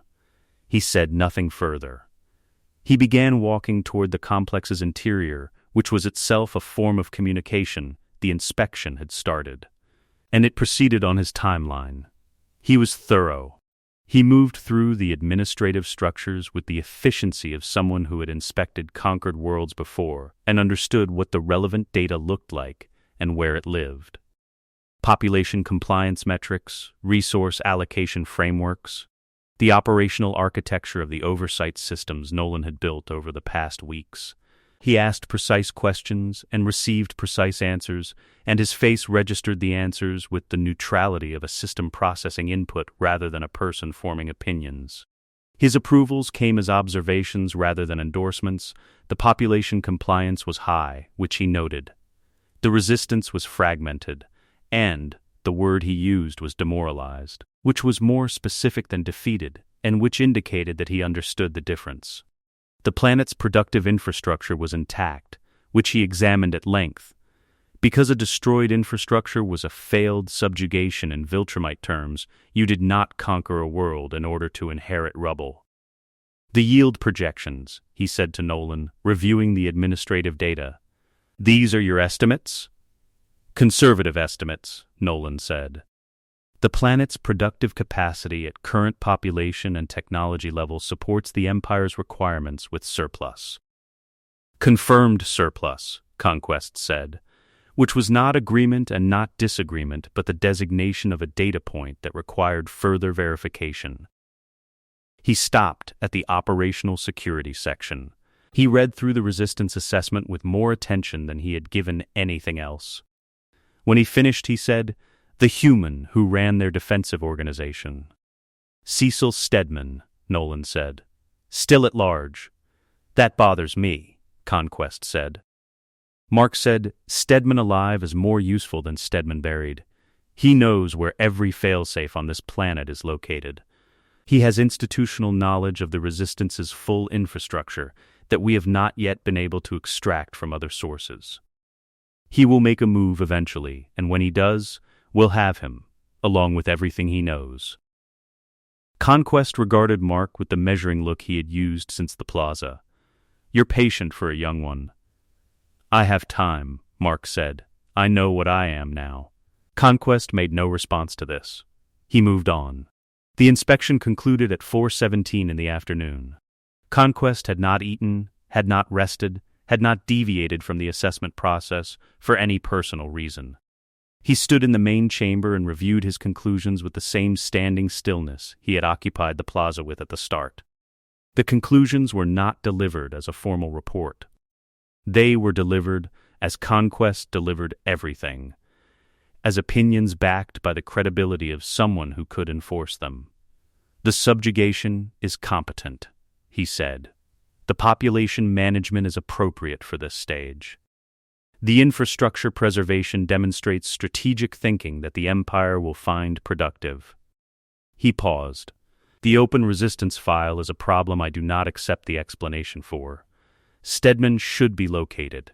"He will be," Mark said. Conquest looked at him. "Tomorrow," he said. "Sparring, full engagement." "Mark, full engagement means I'm trying to kill you." "Yes," Conquest said. "And I'll be trying to kill you. Neither of us will succeed, but we'll both know, at the end, what you are." He left the chamber. His footsteps on the stone floor were not heavy in the way large people's footsteps were heavy.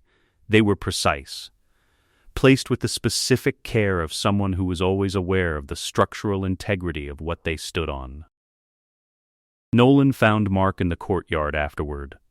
The November evening had come down on the city, with the particular quality of November evenings. Early, gray, the light withdrawing with the haste of a season that had somewhere else to be. He said, "Don't hold back tomorrow. Whatever you're protecting in there, don't protect it. He'll know." Mark looked at him. "I'm not protecting anything." Nolan looked back. He was quiet for a moment, the specific quiet of a man who has something to say and is deciding whether the saying of it serves any purpose. He had watched his son for weeks now. He had watched him burn the suit and manage the survivors, and handle the refusals, and send Alan away, and conduct the administration of a conquered planet with the clean, continuous efficiency of someone for whom none of it produced residue. No residue. He had watched for it. The specific quality of accumulation that difficult things left in people. Even Viltrumites. There was none. He said, "I know. That's what worries me." Mark considered this. He turned it the way he turned everything, fully, without defensiveness, with the genuine engagement of a mind that did not avoid accurate inputs. Then you spent 20 years building something on this planet that looked like a human life. It had the shape of it, the relationships, the routines, the emotional architecture. And some of that was mission, and some of it was real, and you couldn't always tell which was which. He looked at his father. "I don't have that problem.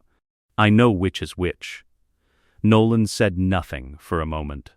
The courtyard was cold. Somewhere in the city below, the organized sound of a population doing what it had been reorganized to do moved through the evening air.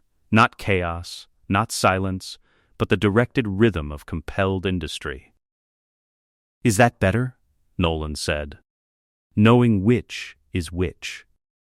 Mark looked at the city, at the lights coming on in the early dark, grid precise, the pattern of a world that had been reorganized around a new logic.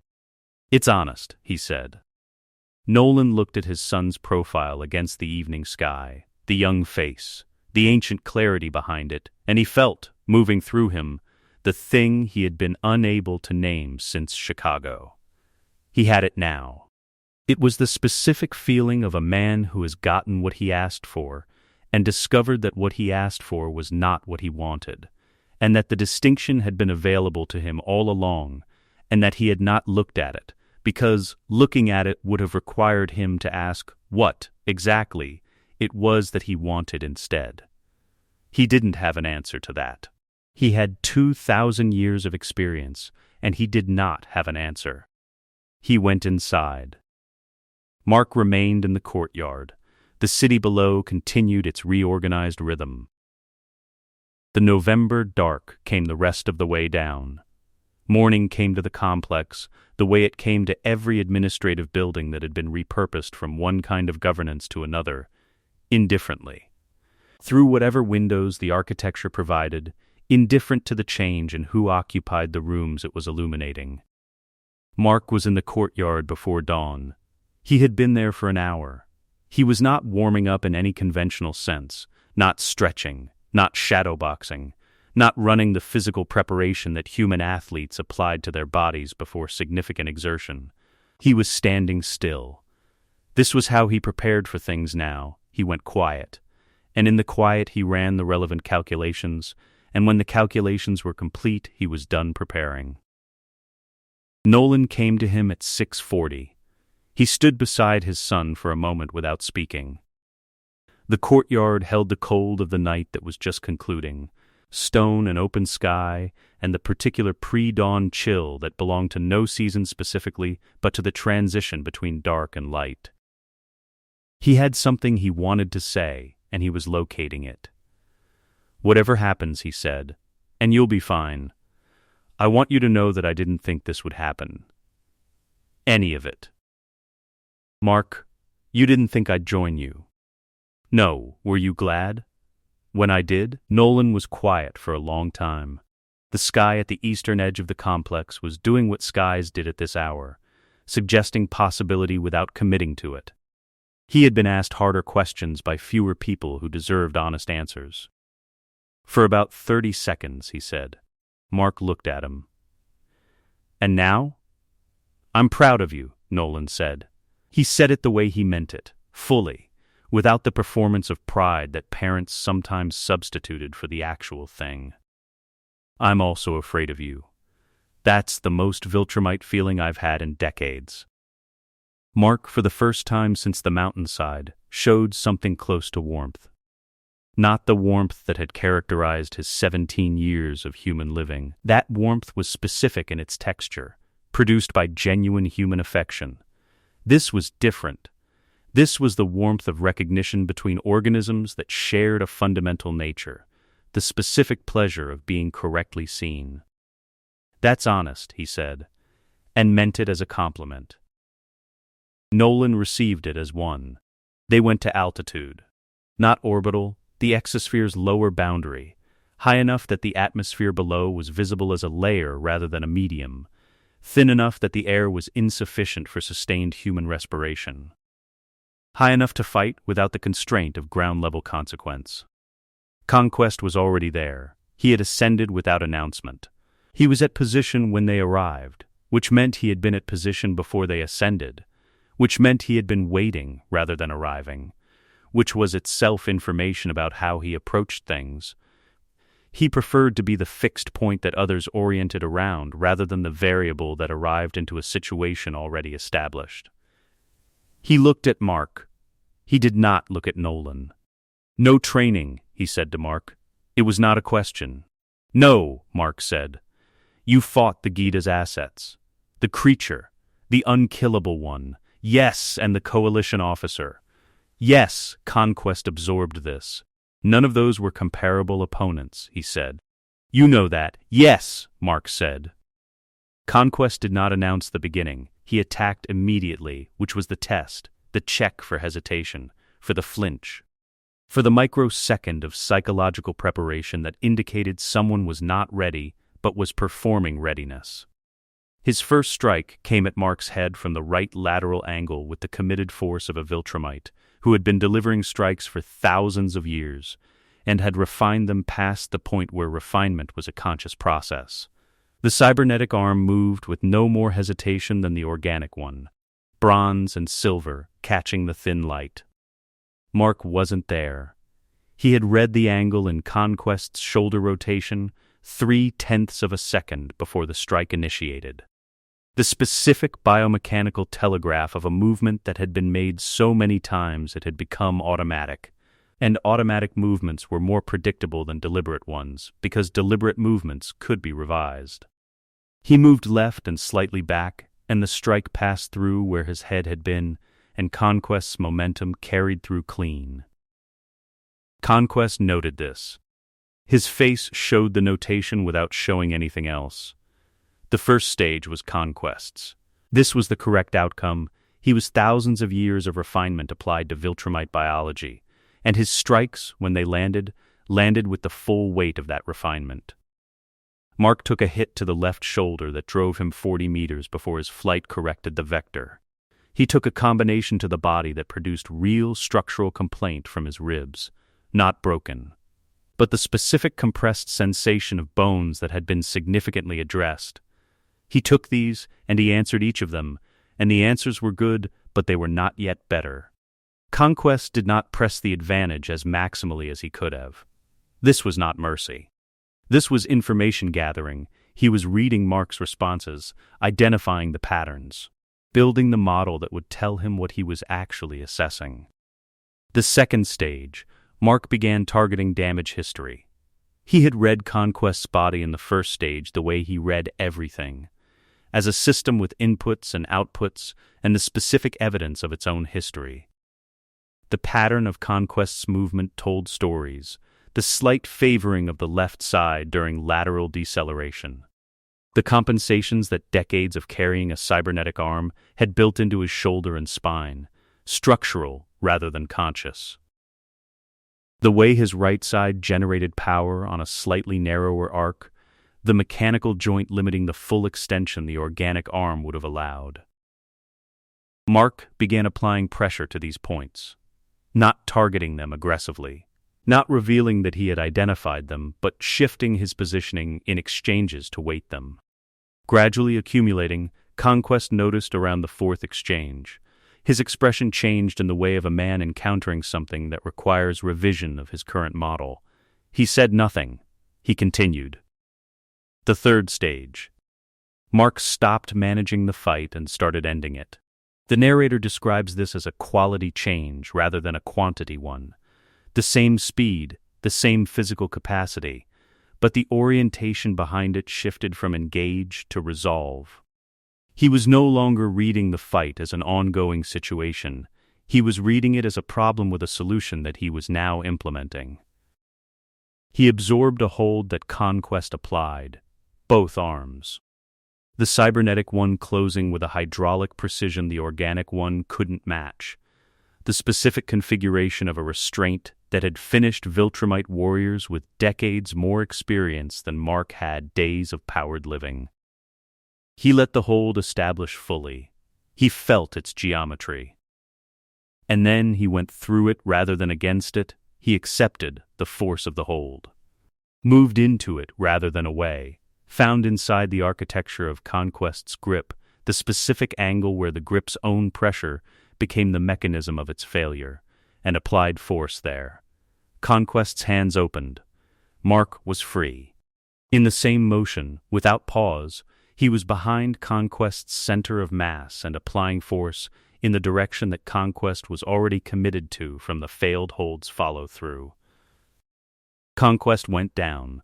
The impact was hard and complete and specific. He hit the upper atmosphere boundary below them, and the air compressed around him, and he came to rest 40 meters below his previous position with the particular stillness of something that has been fully addressed. Mark waited. He did not descend. He held his position above, and he waited. Conquest rose. It took him 6 seconds.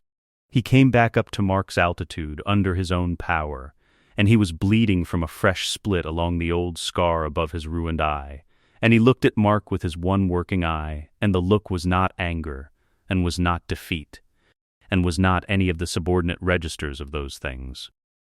It was assessment. Concluded, Nolan had watched from 200 meters distance. He came forward now, descending to their altitude. Conquest looked at Mark for a long time. Then he looked at Nolan. "Where did the human go?" he said. "Nolan." He replaced it with something better. Conquest made the gesture. The narrator describes it for the audio drama. He raised his right hand, the cybernetic one, bronze and silver, the joints articulating with a small mechanical precision, and placed it on Mark's shoulder and pressed down. Not in dominance, not in condescension, but in the specific way of pressing a seal into wax. The pressure of formal recognition. The physical notation of a conclusion reached. "You are Viltrumite," Conquest said. "By blood, by demonstration. Earth is your breeding ground and your post. The Empire recognizes your service." Nolan produced the cape. He had been keeping it in the same measured way he had kept the uniform, a held resource, waiting for the moment that would make it applicable. He brought it forward and he placed it across his son's shoulders. Red and white, the colors of a warlord's cape given not to an aspirant but to a proven warrior. Mark stood straighter, not from pride in the human sense, from alignment, from the specific physical experience of being in a configuration that corresponded to what you actually were. Below them, Earth turned. 2 years passed. The narrator delivers this without apology and without elaboration as a first gesture. Because 2 years in this timeline is not a gap that requires bridging, it is a state that requires describing, and the description is this: Earth continued. That was the point. Earth continued in the specific way of a thing that has been redirected rather than destroyed, its productive capacity intact. Its population present and organized and stripped of one quality that it had previously possessed, which was the freedom to determine the direction of its own continuance. Cities ran. Food moved through supply chains that had been reorganized under Viltrumite administrative logic, efficient, unsentimental, calibrated to productive output rather than to the preferences of the population producing it. The schools were open.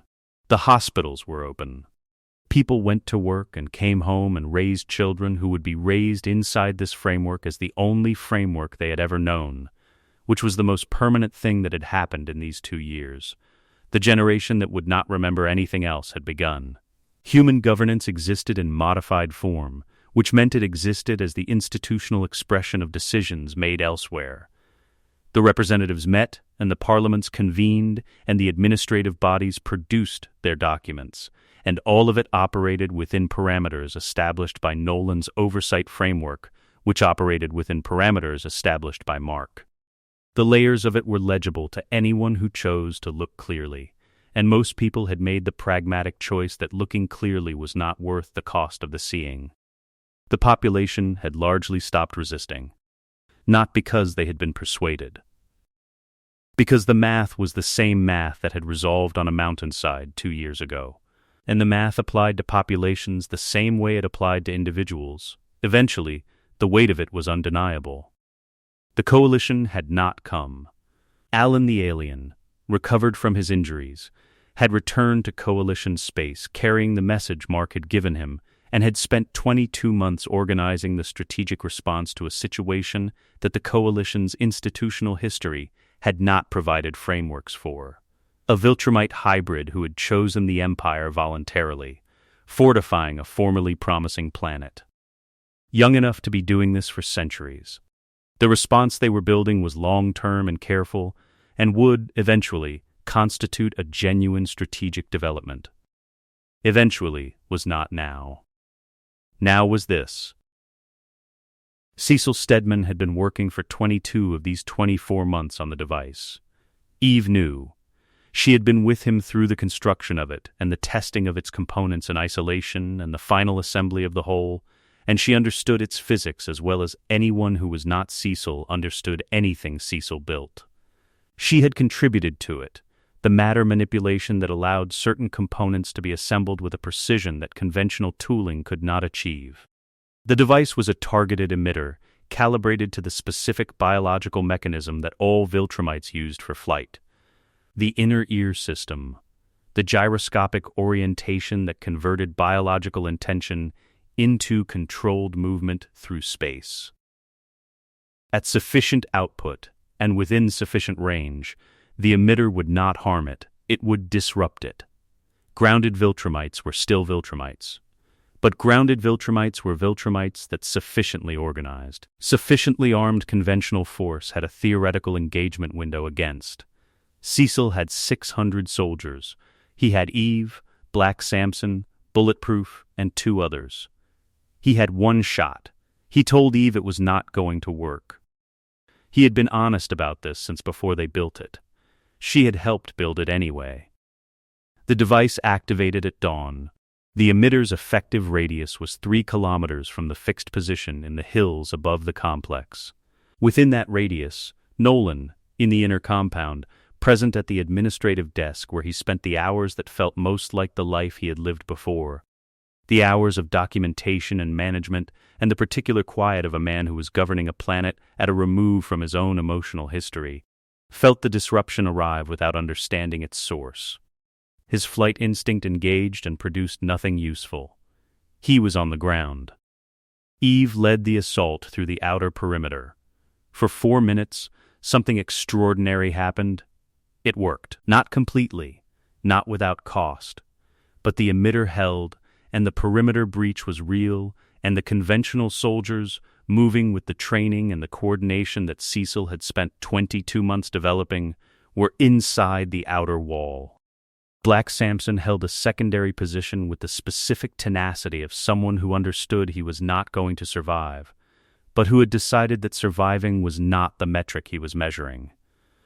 Bulletproof took the eastern corridor and held it for longer than the math suggested was possible. For 4 minutes, it worked. The device's fatal flaw was not in its design. Its design was correct. Its flaw was its geometry. 3-kilometer effective radius, fixed position, line of sight required from the emitter to its targets. A fixed position with a fixed radius meant a fixed boundary. And the boundary, measured from the center of the administrative complex, ended at a point in the city below where Mark had been conducting a compliance review. He heard the emitter activate. He felt nothing from it, he was outside its range. He heard the perimeter breach. He was airborne in the time it takes a human to take 1 deliberate breath. He came over the complex wall from the east, which was not the direction anyone was watching because watching the east was not where limited personnel should be allocated. And what he saw as he came over the wall was the shape of what Cecil had built. The perimeter breach, the conventional forces moving through organized corridors, the emitter position on the hill, the inner compound where Nolan was grounded and managing that limitation with the patience of someone who had been in worse situations and survived them. He did not go for the emitter first. He went for the assault directly, which was the correct priority ordering. The emitter was fixed, and Nolan would address it once mobile, but the assault was mobile and required immediate address. He moved through the conventional forces' eastern corridor with the same efficiency he had applied to the Reaniman 2 years ago. Not cruelty, not anger. The application of sufficient force to the correct structural points to produce the result that the situation required. The assault's momentum broke in 90 seconds. He found Eve at the inner perimeter. She had come forward when the assault began to collapse. She had come forward because coming forward was what she did, what she had always done. The specific character of a person who moved toward rather than away. She saw him coming. She did the only thing available to her. She redirected everything she had remaining, abandoning the compromised assault objective, focusing her matter manipulation directly at Mark. She restructured the air, altered its density and the columns between them, built resistance that was not resistance in any physical sense that human engineering could produce, but that was precisely what she could produce. The specific application of an extraordinary ability deployed with the complete depletion of everything she had. She held him for 11 seconds. The narrator gives her this without qualification. She held him for 11 seconds, which was longer than any asset Cecil had ever deployed, had held a Viltrumite. 11 seconds of her, complete and total and running dry. Then he was through. He landed between her and the inner compound. He was not breathing hard. His face was what it had been since the mountainside, organized around a logic that the people who loved him could not decode, and the people who feared him did not need to. She was exhausted. Standing, barely, the specific exhaustion of someone who has spent everything. She looked at him. "You came back," he said. His voice was what it always was, level, clear, and the narrator marks this with precision. It contained something, not softness, not regret, the recognition of something worthy, the specific regard of a being that could evaluate quality and had encountered it. Even now, someone has to, she said. It didn't work, he said. I know. He looked at her for a moment. The emitter. Cecil's design? Mine, she said. He was quiet. Then, I know. He stepped back. He did not restrain her. He did not move toward her further. He watched her with the expression that had replaced everything she had known in his face, clear, complete, without the vacancy that would have made it easier, and he let her stand there. She left. She walked through the compound's eastern breach with the unhurried dignity of someone who was not being chased, because being chased was beneath both of them. She did not look back at him. He watched until she was gone. Nolan brought Cecil. The emitter had been addressed. Once mobile, Nolan had located the fixed position in 3 minutes, and the emitter's operational life had concluded. Cecil was battered in the specific way of a man who had been in a location when a Viltrumite arrived at it, but he was upright. His teleportation device was destroyed. He had no remaining assets. He was, in every operational sense, finished, and he stood in the inner compound and looked at Mark with the face of a man who has been right about everything and won nothing. You want to know why I'm still trying? Cecil said. No, Mark said. Because when someone comes for you, and someone will, I want them to know this planet didn't go quietly. Mark looked at him. Earth didn't go quietly, he agreed. It went completely. He held Cecil's gaze. You'll be processed, placed in a managed environment. You won't be harmed. That's generous, Cecil said. It's strategic, Mark said. You're the most dangerous human alive. Under observation is better than in the ground. He paused. You would have made the same call. Cecil almost smiled. I would have, he said. The doors closed behind him. The terrace of the fortress complex faced west. Mark stood on it in the late evening, the white and red, the cape moving in the wind at this altitude. Below, the city's lights were grid-precise, the pattern of a world that had been reorganized around a logic that did not include accident or preference. In the far distance, industrial smoke. Closer, transport vehicles on prescribed routes. The sound of it all, rising to this height, was the organized sound of compelled industry. Not chaos, not silence, but the directed rhythm of a world at mandatory work. Nolan came to stand beside him. They were quiet together in the way of the evenings that had developed between them over 2 years.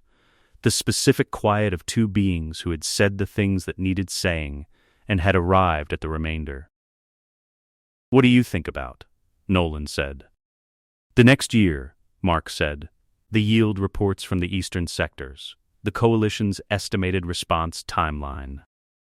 The second Viltrumite ambassador's arrival window. He looked at the city. The emitter specifications. They're going to build another. Eve, yes, Nolan was quiet. Then, you know what I thought about in those first years? After my first planetary assignment? Mark didn't answer. He waited. Her, Nolan said. I thought about the woman I left behind. On the last world, it took me 50 years to stop. You're telling me I'll stop eventually. I'm telling you it takes longer than you think. They stood in silence for a moment. Below, the city worked. Above, the stars were the same stars they had always been. Indifferent. Permanent. The same configuration that had hung over every world the Empire had ever touched. I don't think about them, Mark said. If that's what you're asking. Any of them. Nolan said nothing. He was old enough to know the difference between what someone said about themselves and what remained true of them regardless of the saying. He went inside. The door closed. Mark stood alone on the terrace. The wind came from the north, and the cape moved with it, and the city below ran its organized rhythm. And he looked at it with the expression that no vocabulary in 2 languages was fully equipped to describe. The expression of someone who has arrived at the place they are supposed to be, and has found it exactly as the math predicted. He turned from the balcony and went inside. Below him, the city worked. It would keep working. That was the point. The wind continued on the empty terrace. The city hummed. The stars held their positions. Silence. Let us know what you'd like to see next. The end.